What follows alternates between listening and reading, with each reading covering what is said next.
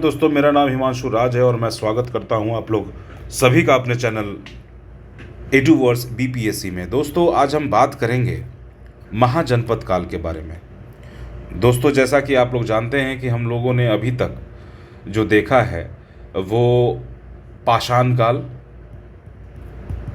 फिर हमने आईवीसी देखा, इंडस वैली सिविलाइजेशन या हड़प्पा सभ्यता, या फिर वैदिक देखा है। अब दोस्तों महाजनपद का काल है।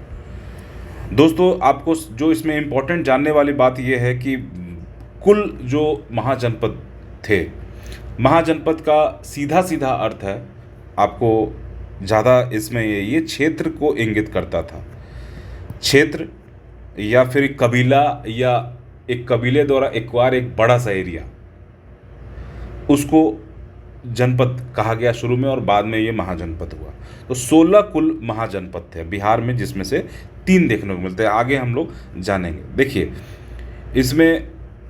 इसमें जो महाजनपद था वो सबसे पहला काशी, फिर मगध, फिर वज्जी, फिर अंग, वत्स, मल्ल, कोशल, कंबोज, गांधार, पांचाल, अवंती, सुरसेन, अस्मक, चेदी, कुरु, मत्स्य। नहीं याद हुआ होगा, कोई भी याद भी नहीं करना है, बस आपको इससे एक बार जान पहचान कर लेनी है इन क्षेत्रों से। जैसे ही आप इस वीडियो को ख़त्म करेंगे, आप मेरा विश्वास मानिए, आपको ये सारे नाम याद होंगे। तो चलिए दोस्तों, वीडियो को शुरू करते हैं। बिहार में कितने महाजनपद थे? तो बिहार में, जैसा कि मैंने बताया, कि कुल 3 महाजनपद देखने को मिलते हैं। बिहार में सबसे शक्तिशाली ये दोस्तों जो महाजनपद है वो 3 अंग, मगध और वज्जी, 3 महाजनपद बिहार में है। बिहार में सबसे शक्तिशाली महाजनपद कौन सा था? सबसे शक्तिशाली तो ये मगध था दोस्तों। फिर हम देखते हैं कि मगध महाजनपद की प्राचीन राजधानी क्या थी? तो राजगृह थी। वज्जी महाजनपद की राजधानी कहाँ थी? तो वज्जी की राजधानी वैशाली थी। अंग महाजनपद की राजधानी क्या थी? तो अंग की चंपा थी। दोस्तों, ये 3 हमारा जो महाजनपद बिहार में, उसी का ये है। ये हमारी बिहार का मैप है और यहाँ वज्जी है। आपको इस क्षेत्र में आपको वज्जी देखने को मिलता है। यहाँ पे आपको मगध देखने को मिलता है और यहाँ पे आपको चंपा यानी कि अंग प्रदेश देखने को मिलता है। मगध महाजनपद का विस्तार किस नदी के किनारे? तो दोस्तों, ऑब्वियस सी बात है, ये गंगा नदी के किनारे हमें देखने को मिलता है। वज्जी महासंघ की शासन व्यवस्था कैसी थी?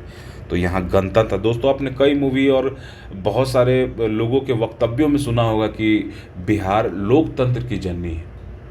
तो वो जो लोकतंत्र की जननी है, जनता का शासन, वो गणतंत्र का जो उदय हुआ था, वो हमारे वज्जी से ही हुआ था।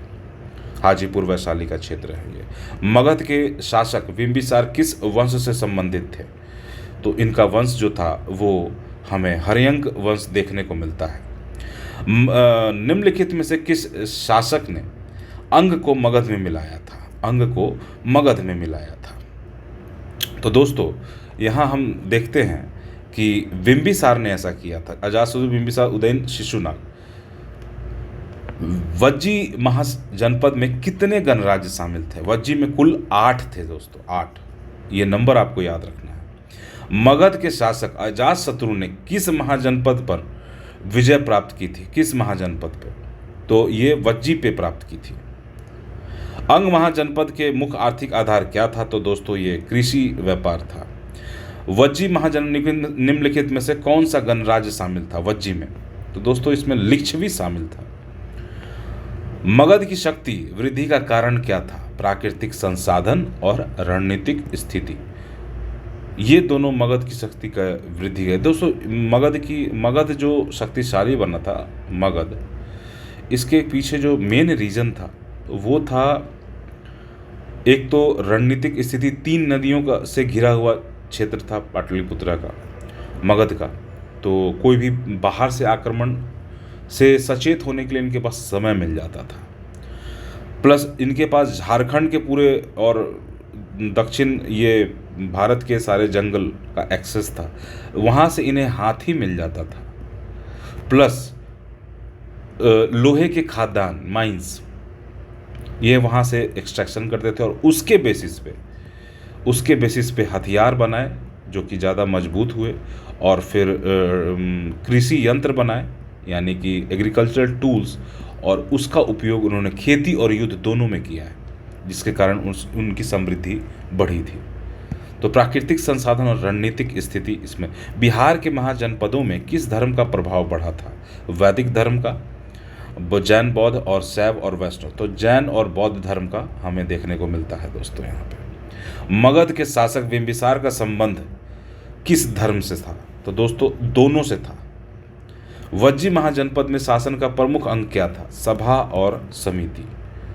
अंग महाजनपद का उल्लेख किस बौद्ध ग्रंथ में मिलता है? अंग महाजनपद का उल्लेख किस बौद्ध ग्रंथ में मिलता है? तो जो हमें ये अगुंतर निकाय है दोस्तों, इसके लिए एक ट्रिक है, ये भी बस याद रखना है आपको। एक अगुंतर निकाय और दूसरा है भगवती सूत्र। ये दो आपको याद रखना है। मगध के शासक उदयन ने क्या स्थापित किया था? दोस्तों ये राजधानी जो थी, आज का जो पटना है, ये बसाया हुआ है उदयन के द्वारा। बिहार के महाजनपद में किस नदी को सदा नीरा कहा गया है? सदा नीरा गंडक को कहा जाता है। बहुत बार क्वेश्चन पूछ भी चुका है दोस्त। वज्जी महाजनपद का पतन किसके द्वारा हुआ था? वज्जी महाजनपद का जो पतन है दोस्तों, वो हमें देखने को मिलता है अजातशत्रु के द्वारा। मगध में लोहे के उपयोग ने किस क्षेत्र को मजबूत किया? कृषि और युद्ध, जैसा कि हमने अभी ऊपर में देखा था। अंग महाजनपद का व्यापारिक महत्व किसके कारण था? तो अंग का में चंपा का जो बंदरगाह था वो।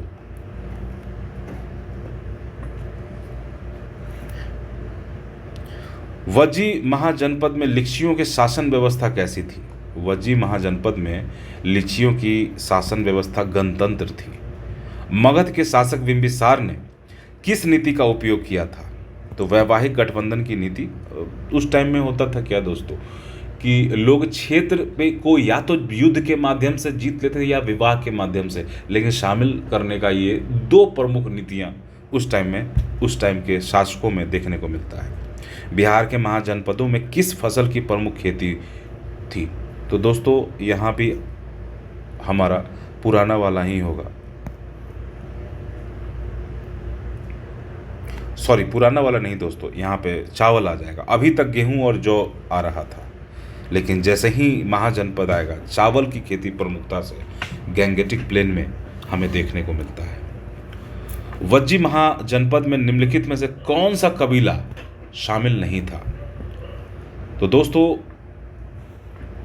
इसमें कौशल शामिल नहीं था वज्जी में, बाकी मल्ल, विदेह और लिच्छवी। विदेह दोस्तों ये जो राजा जनक, रामायण में आपने सुना होगा, राजा जनक सीता माता के ये पिताश्री थे, वो विदेह के ही राजा थे। मगध में हर्यंक वंश के बाद कौन सा वंश सत्ता में आया था? तो दोस्तों जैसा कि हम जानते हैं कि शिशुनाग वंश ने सत्ता संभाली थी। शिशुनाग बेसिकली वो लोग इनके पुरोहित थे। अंग महाजनपद का क्षेत्र वर्तमान में बिहार के किन हिस्सों में है? अंग महाजनपद का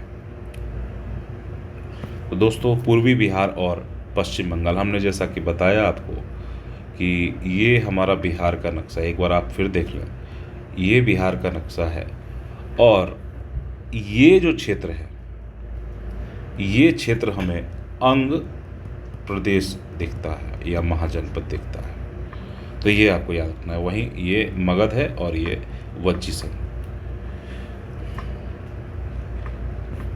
और 30 नंबर क्वेश्चन है दोस्तों कि महाजनपद काल में बिहार के महाजनपदों में सामाजिक संरचना का आधार क्या था? ये बहुत ही अच्छा और आपका कॉन्सेप्चुअल क्वेश्चन है दोस्तों। ये वर्ण व्यवस्था थी जो अभी तक चली आ रही थी, जो हमने वैदिक काल में जो शुरुआत देखा था वो अभी भी वही था। तो वर्ण व्यवस्था सामाजिक संरचना का आधार हमें देखने को मिलता है। महाजनपद काल का समय काल क्या था? तो दोस्तों अभी मैंने आपको पिछले ये में मैंने बताया था इसका आंसर जो होगा वो ये होगा। लेकिन आप याद करें तो जो हमने पाषाण युग बताया था आपको, वो 10,000 BC तक का था। फिर जो हड़प्पा हमें देखने को मिलता है, IVC, ये हमें आपको 1500 तक देखने को मिलता है। और फिर जब हमें देखने को मिलता है वैदिक, तो ये हमें 600 तक BC तक देखने को मिलता है।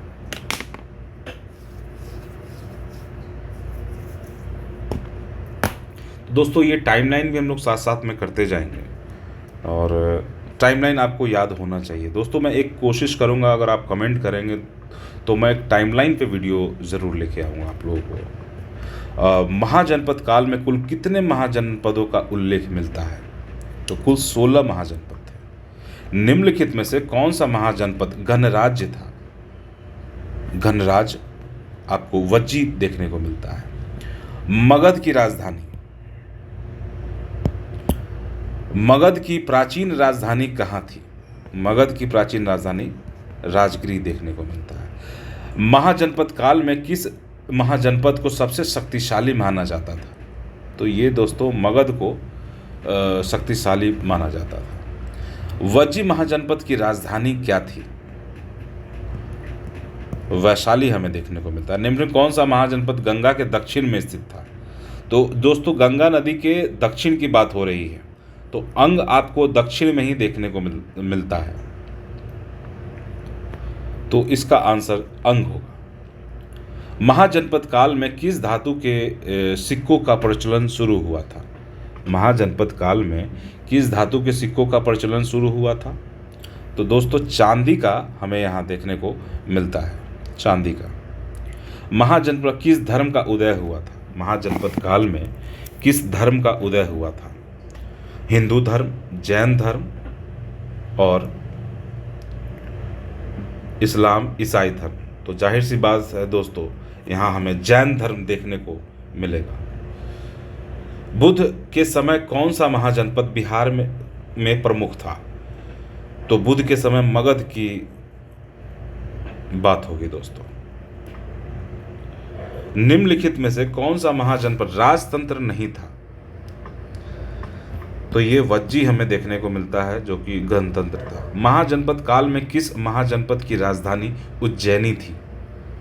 तो दोस्तों ये हमें अवंती देखने को मिलता है, जो उज्जैनी थी उसकी अभी वर्तमान का उज्जैन उसी को बोलते हैं। महाजनपद काल में श्रेणी का क्या अर्थ था? श्रेणी दोस्तों ये बहुत ही इंपॉर्टेंट सेक्शन हो जाता है, और ऐसे कॉन्सेप्चुअल क्वेश्चन ज़रूर आपको ध्यान से पढ़ना चाहिए। ये व्यापारिक संगठन था। श्रेणी। निम्न कौन सा महाजनपद उत्तर पश्चिम भारत में था?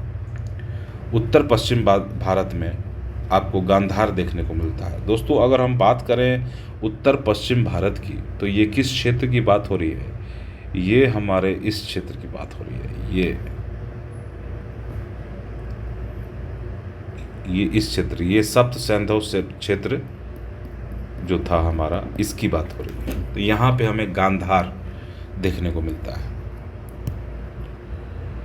महाजनपद काल में किस नदी को सदा नीला? तो ये तो हम जानते हैं, गंडक नदी को बोला जाता था। महाजनपद काल में किस शासक ने वज्जी को मगध में मिलाया था?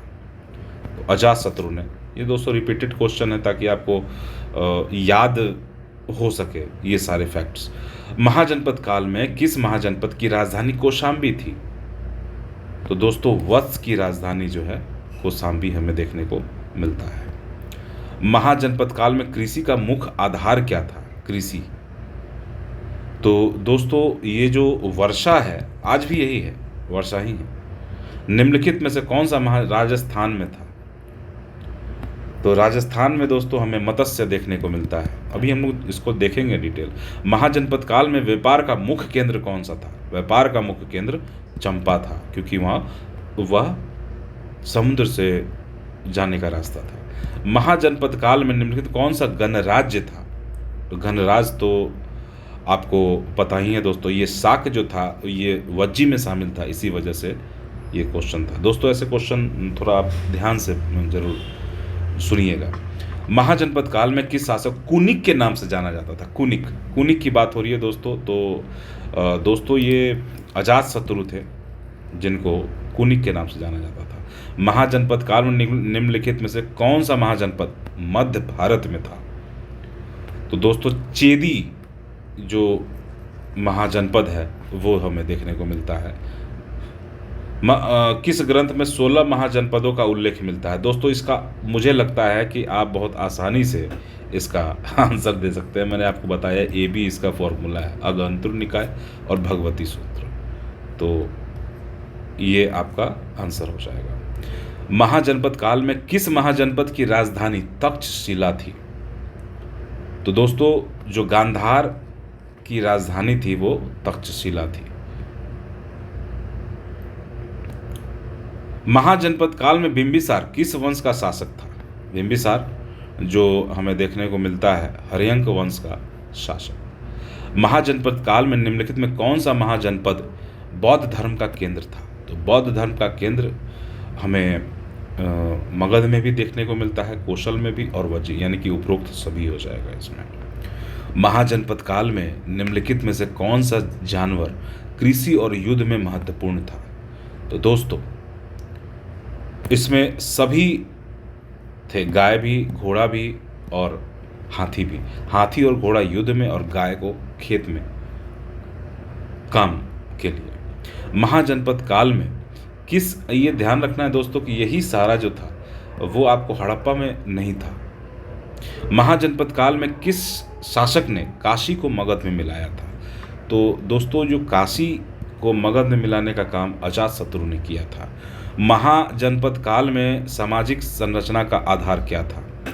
सामाजिक संरचना का आधार वर्ण व्यवस्था हमें देखने को मिलता है, वर्ण व्यवस्था।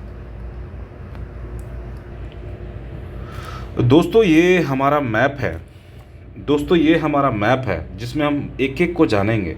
पहले हम लोग बिहार से शुरू करते हैं। ये हमारा बिहार देखने को मिलता है जहाँ पे हमें वज्जी, वैशाली, विदेह, मिथिला, मुजफ्फरपुर, दरभंगा का क्षेत्र देखने को मिलता है। फिर अंग, चंपा, ये हमें भागलपुर, मुंगेर का क्षेत्र जो देखने को मिलता है। ये यहाँ पे गलत दिया हुआ है, यहाँ पे होगा। मगध यहाँ पे होगा। दोस्तों उत्तर प्रदेश ये रहा आपका उत्तर प्रदेश, और उत्तर प्रदेश में हमें जो देखने को मिलता है ये वाला क्षेत्र, और इसमें हमें सूरसेन, मथुरा का क्षेत्र, पांचाल जो है वो आपको देखने को मिलता है। ये बदायूं, फर्रुखाबाद का क्षेत्र है, बरेली के आसपास का क्षेत्र। इसकी राजधानी अहिच्छत्र और काम्पिल्य थी। कौशल की राजधानी श्रावस्ती थी। मल की राजधानी कुशावती थी, ये गोरखपुर का क्षेत्र है। काशी की राजधानी वाराणसी थी, और आपको वत्स की राजधानी कौशाम्बी यानी कि इलाहाबाद देखने को मिलता है। फिर चेदी आपको शक्तिमती और बुंदेलखंड यूपी में देखने को मिलता है। फिर हम MP में बात करते हैं। अवंती, उज्जैन में आपको देखने को दो राजधानियाँ थी, एक अवंती थी, एक महिष्मती थी। और अश्मक के बारे में न जाने दोस्तों कितनी बार क्वेश्चन पूछा गया है कि अश्मक जो है वो सबसे दक्षिणी महाजनपद कौन सा था? तो अश्मक को तो आप बिल्कुल ना भूलिएगा। फिर राजस्थान में जो आपका ये मिलता है मत्स्य, विराटनगर, जयपुर और भरतपुर वाला जो अलवर वाला क्षेत्र है यहाँ पर। फिर कुरु, इंद्रप्रस्थ, ये कुरुक्षेत्र आपने सुना होगा महाभारत और भी ग्रंथों में, कुरु, इंद्रप्रस्थ। तो ये सारा जो हमारे महाभारत की कहानी है वो इसी क्षेत्र के आसपास की है। तो गांधार जो था वो आपको अभी पाकिस्तान, रावलपिंडी, पेशावर के आसपास देखने को मिलता है। फिर दोस्तों कंबोज, हाटक, ये भी आज का जो जम्मू कश्मीर है, तो कश्मीर में आपको कंबोज मिलता है। अगर पूछ दे ये क्वेश्चन कि कश्मीर में कौन सा था, तो कंबोज पे ज़रूर आप जाइएगा। तो दोस्तों ये 16 महाजनपद ये थे। इसके आपको नाम याद रखने हैं। इसमें बिहार में कौन कौन सा था, और इसकी राजधानी अगर आप याद कर लें तो बेटर है। इससे ज़्यादा क्वेश्चन आपको बिहार रिलेटेड ही बनते हैं और इसमें आपको मतलब मैप पे अगर आप इसको गो थ्रू हो लेंगे अच्छे से तो आपको ये लगभग याद हो जाता है। दोस्तों धन्यवाद, मैं मिलता हूँ आपसे अगले वीडियो में, और वीडियो अगर पसंद आ रहा हो तो आप इसे लाइक, शेयर और सब्सक्राइब करना बिल्कुल ना भूलें। धन्यवाद दोस्तों।